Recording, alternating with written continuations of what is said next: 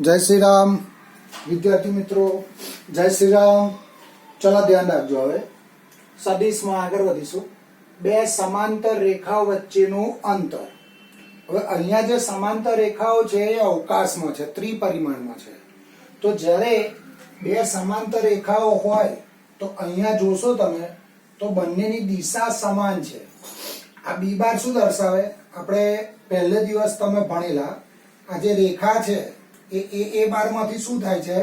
પસાર થાય છે। અને આને જે સમાંતર સદિશ છે એ આ બી બાર છે।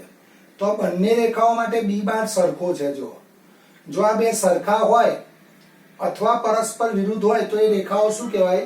સમાંતર રેખાઓ કહેવાય।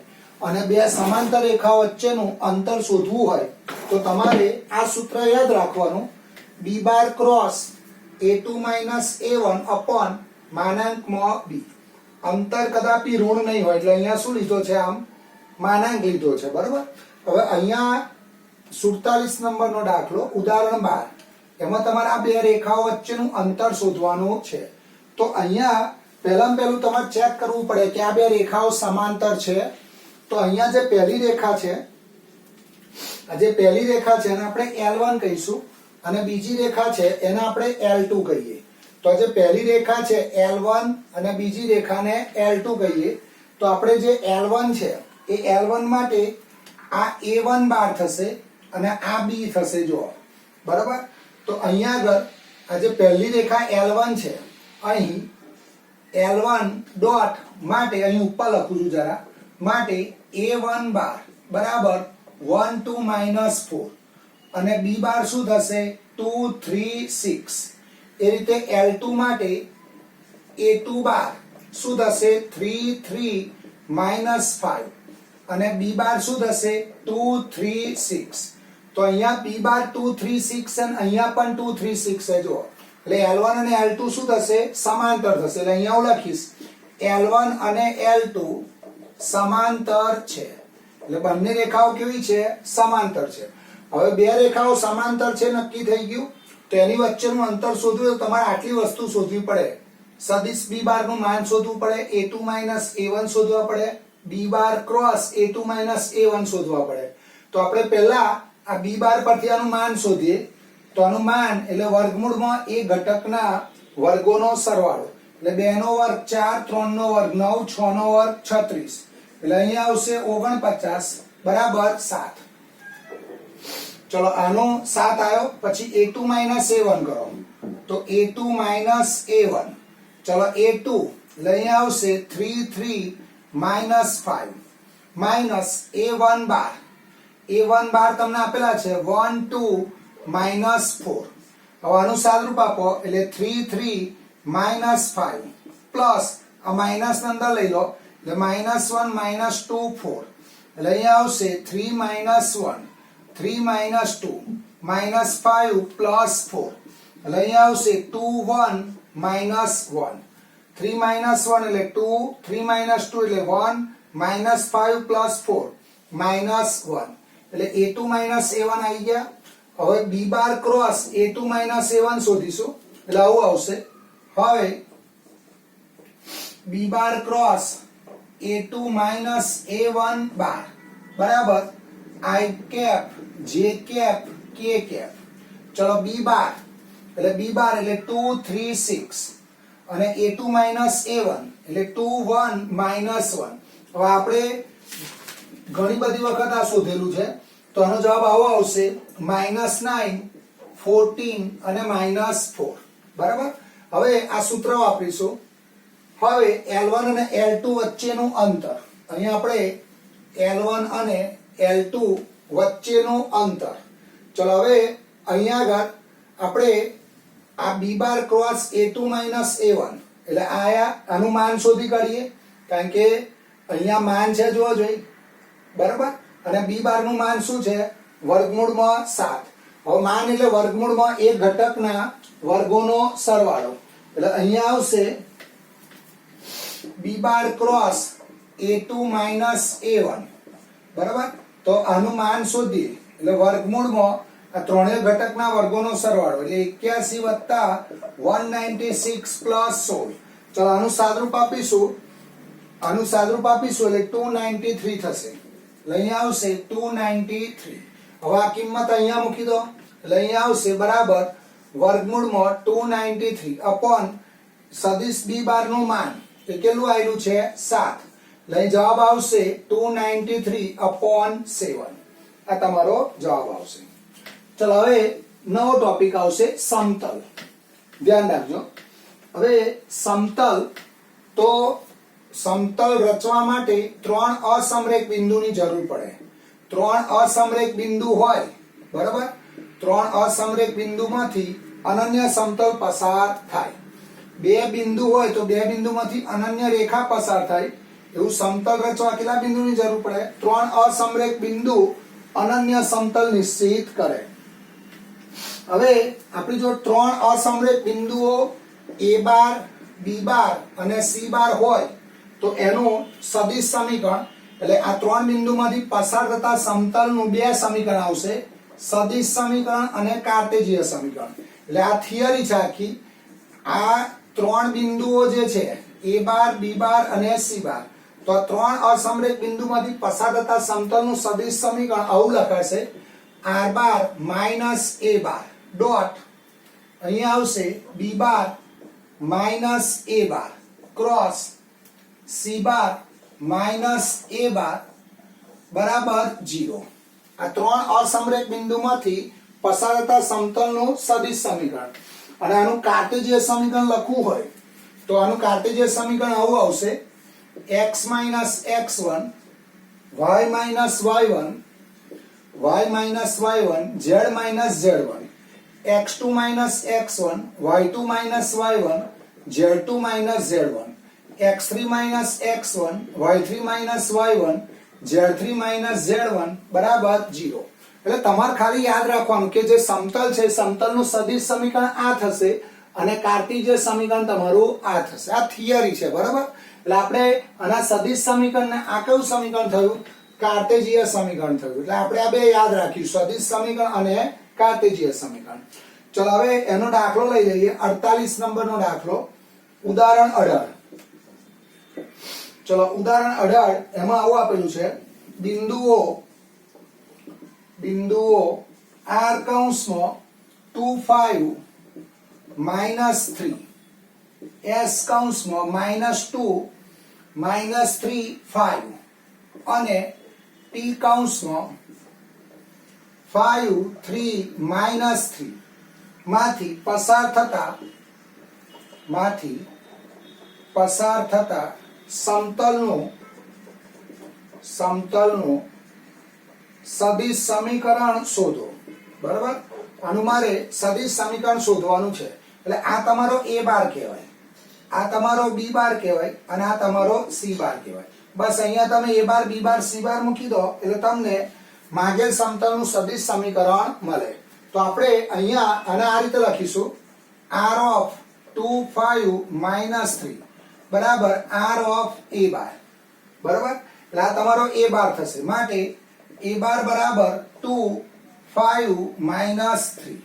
પછી આને b બાર કહીએ એટલે s of -2 -3 5.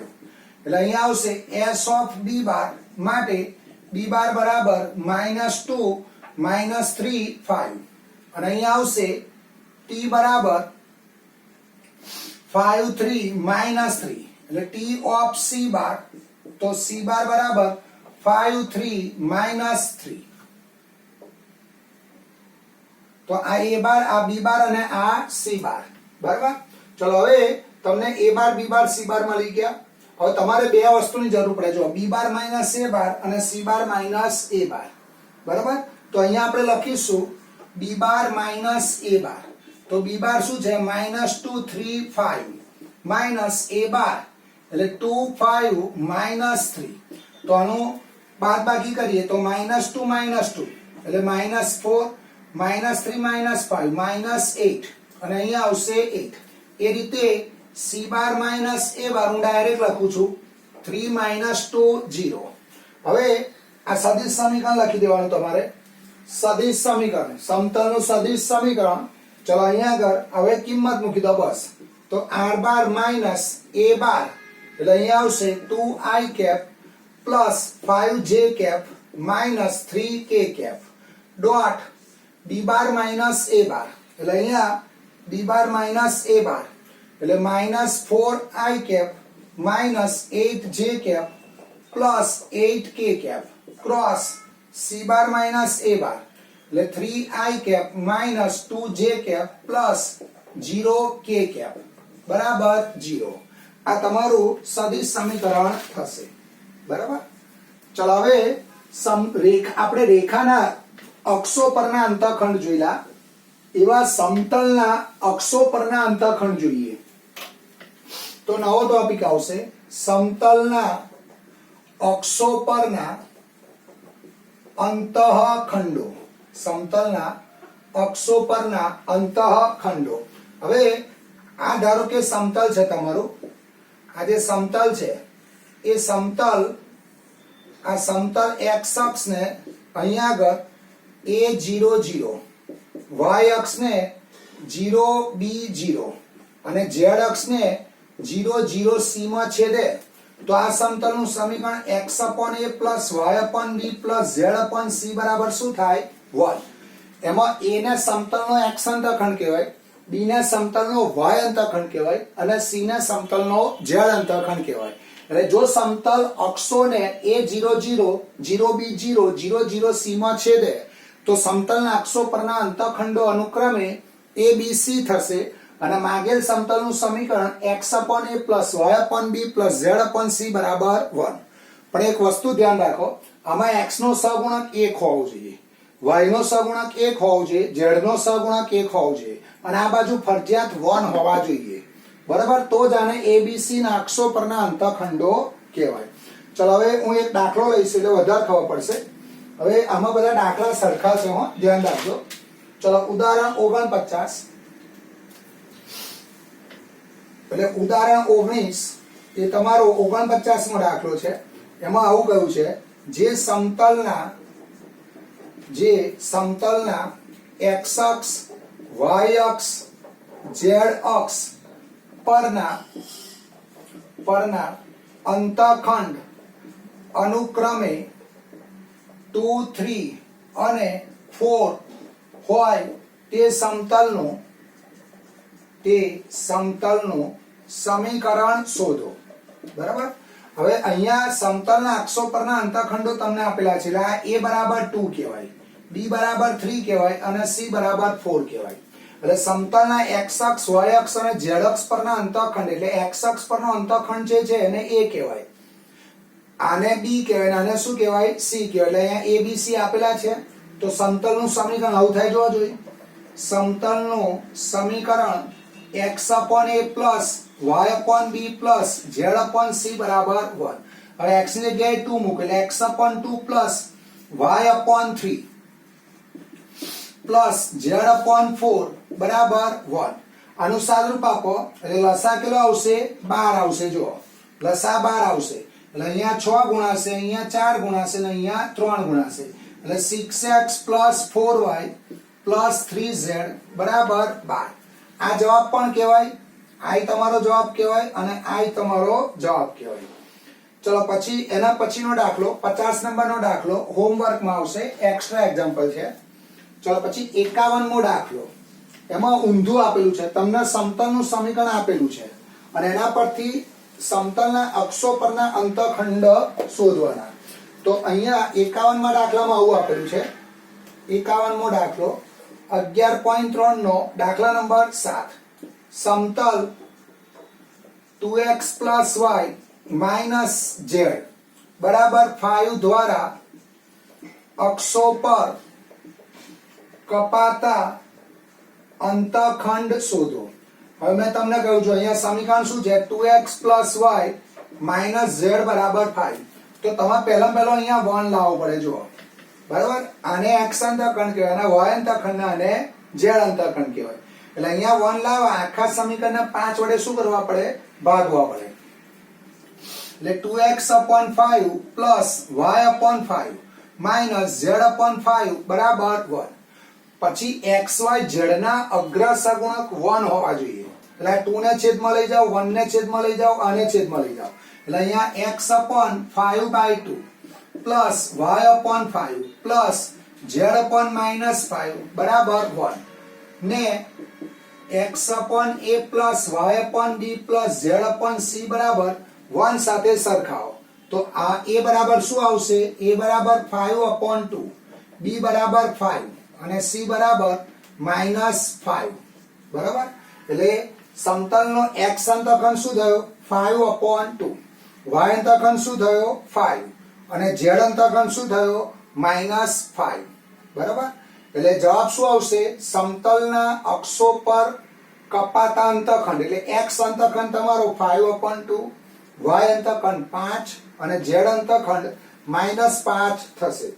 ચલો પછી 52, 53 હોમવર્કમાં આવશે. 52મો દાખલો અને 53મો દાખલો એ હોમવર્કમાં આવશે.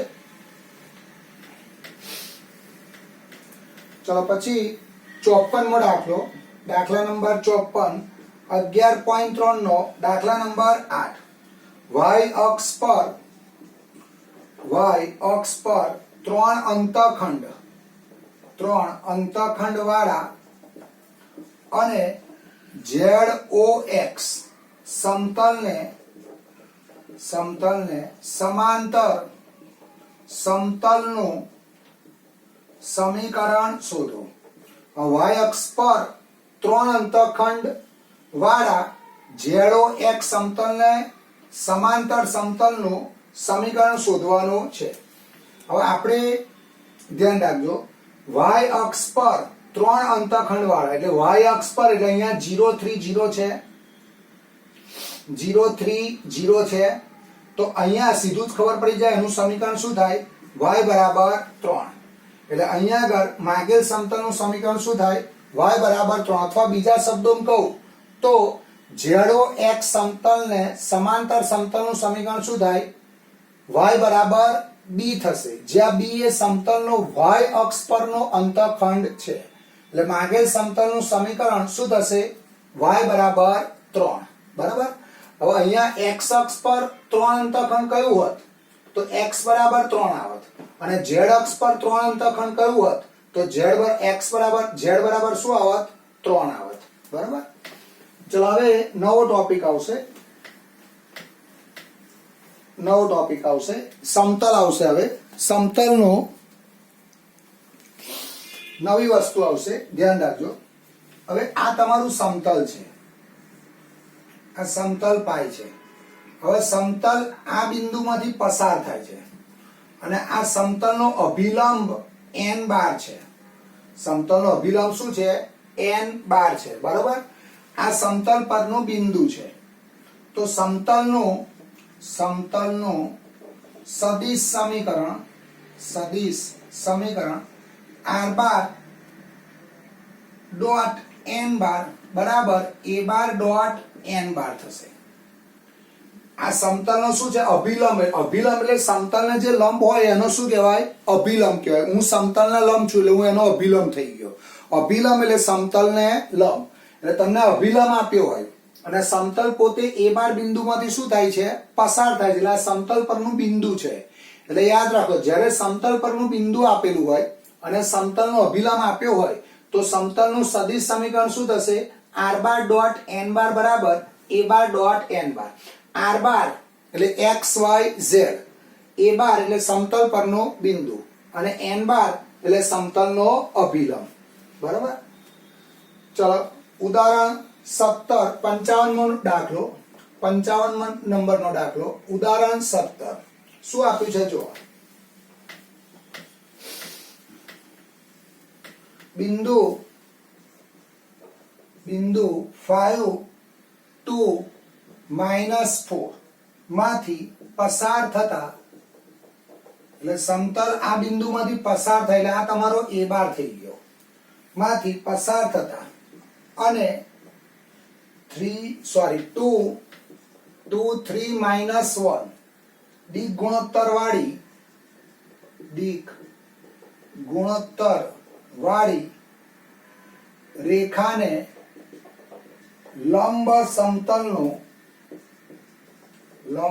સમતલનું સદિશ સમીકરણ સદિશ સમીકરણ અને કાર્ટેજીય સમીકરણ શોધો. હવે તમને હમણાં શીખવાડ્યું કે આ તમારો આ સમતલ પરનું બિંદુ a' છે અને આ સમતલનો અભિલંબ છે. તો જ્યારે સમતલ પરનું બિંદુ આપ્યું અને સમતલનો અભિલંબ આપ્યો હોય તો સમતલનું સદિશ સમીકરણ આવું થાય. જોવા જઈએ r bar minus a bar dot n બાર બરાબર 0. બરાબર, કારણ કે આ સમતલને લંબ છે, આ વધારાનું બિંદુ છે, આ p r બાર વધારાનું બિંદુ છે. તો આને તમે જોઈન્ટ કરો તો આ બે પરસ્પર લંબ થવાના, એટલે સદિશ ap અને n બાર આ બંનેનું અંતઃગુણન શું થાય? 0. એટલે આ સદિશ સમીકરણ થયું, સમતલનું સદિશ સમીકરણ. અને આવું પણ લખાય r બાર ડોટ n બાર બરાબર a બાર ડોટ n બાર. આ રીતે પણ લખી શકાય. હવે તમને અહીંયા શું કહ્યું છે? જો સમતલ આ બિંદુમાંથી પસાર થાય છે અને 2 3 1 દિક ગુણોત્તર વાળી રેખા, એટલે આવું છે. જો આ સમતલ તમારું આ પાઈ સમતલ છે અને આ 5 2 -4 આ બિંદુમાંથી સમતલ શું થાય છે? પસાર થાય છે. અને આ જે રેખા છે એ રેખાના 2 3 1 દિક ગુણોત્તર વાળી, એટલે આ દિક ગુણોત્તરને રેખાની દિશા તરીકે લઈ શકાય. એટલે આ સમતલ, આ જે રેખા છે એ રેખાની દિશા એટલે સમતલનો અભિલંબ થયો. એટલે આ જે દિક ગુણોત્તર છે એ દિક ગુણોત્તરને સમતલના અભિલંબ તરીકે લઈ શકાય. એટલે આ 2 3 -1 આવશે. તો અહીંયા આગળ સમતલનું સદિશ સમીકરણ r bar minus a bar dot n બાર બરાબર 0. ચલો r બાર એટલે અહીંયા આવશે xyz માઇનસ a બાર એટલે સમતલ પરનો બિંદુ અને ડોટ અભિલંબ એટલે 2 3 -1 બરાબર 0. અહીંયા એક વસ્તુ ખાસ ધ્યાન રાખજો, 2 3 -1 દિક ગુણોત્તર વાળી, એટલે દિક ગુણોત્તરને આ રેખા, આ જે અભિલંબ છે એ રેખા કહેવાય. એટલે આ દિક ગુણોત્તરને સમતલના અભિલંબ તરીકે લઈ શકાય. હવે આનું સાદું, આ તમારું કયું સમીકરણ થઈ ગયું? સદિશ સમીકરણ થયું. બરાબર. હવે તમારે આનું કાર્ટેજીય સમીકરણ શોધવું છે. તો પહેલા આનું સાદુરૂપ આપીએ. એટલે અહીં આવશે x - 5 comma y - 2 comma z + 4 dot 2 3 -1 બરાબર 0. હવે પહેલો ઘટક પહેલા સાથે, એટલે 2 કૌંસમાં x - 5 પ્લસ 3 કૌંસમાં y - 2 -1 કૌંસમાં z + 4 બરાબર 0. આનું સાદુરૂપ આપશો એટલે 2x + 3y - z બરાબર 20, જે સમતલનું કાર્ટેજીય સમીકરણ છે. ચલો એના પછીનો દાખલો 56મો દાખલો હોમવર્કમાં આવશે. 56મો દાખલો 11.3 નો 5માનો પહેલો ભાગ એ હોમવર્કમાં આવશે, એના જેવો જ છે. ચલો પછી 11.3 નો ત્રીજો દાખલો. હવે આ ધ્યાન રાખજો, 11.3 નો ત્રીજો દાખલો. એટલે તમને આવું આપેલું હશે. જો તમને આ સદિશ સમીકરણ આપેલું છે અને એનું તમારે શું લાવવાનું? કાર્ટેજીય સમીકરણ લાવવાનું. બરાબર. હવે એક દાખલો ગણાવો એટલે તમને આવડે એવો દાખલો છે. 57મો દાખલો.